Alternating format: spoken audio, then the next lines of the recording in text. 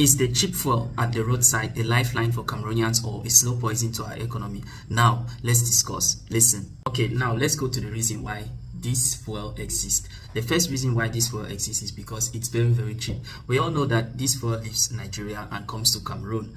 And we remember that Sonara got burnt in 2019. So basically, Cameroon cannot refine its fuel. And we all should keep it in mind that yearly, the government spends a lot of money on subsidies. Listen.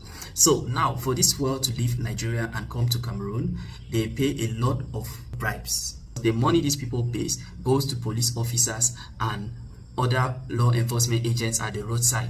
And what happens with this is that that money doesn't go to the state, so it's a big loss to the state. Now let's talk about the economics implication of this. Now listen, some people will argue that that money still goes to the government indirectly because that police officer uses their money to either build a house or buy one or two things for their kids and stuff like that. But for real, why this is a very, very big impact and why our economy cannot develop because of these practices. And also I'll give the solutions of what the government could do. Now listen, now that money leaves that police officer and goes back to the economy by buying something like food or anything in the house. Maybe he went to the market and bought something for his family. Now that money that they gave him as bribe goes back to the economy. Some people will argue that this is a positive effect, but it's a negative effect. Now let me explain why it's a negative effect. When that money goes back into the economy, the government gets just 19% from indirect taxes. Now if you accumulate that 19%, let's say the government, people have been doing this bribery and corruption thing, buying fuel from Nigeria and coming into Cameroon, and they are receiving bribe, what has been going on for a very long time.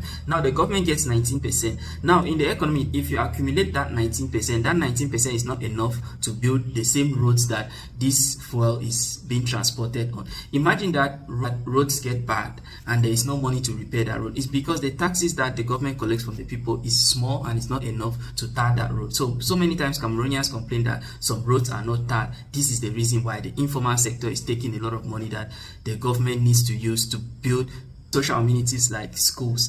Now, I believe that you understand one side of the story. Now, let's give another side of the story. The other side of the story is that fuel that they buy from the roadside is actually more cheaper than what the state is providing. And the only way for people to survive is by buying that cheap fuel. In other words, it helps to improve the living standard of the people, because if everyone is supposed to buy the expensive fuel from the government, many people won't be able to afford it, and transportation costs will be so high because fuel directly affects transportation costs. Imagine that you want to travel from Douala to Yaoundé and the transportation cost is very expensive that you cannot afford.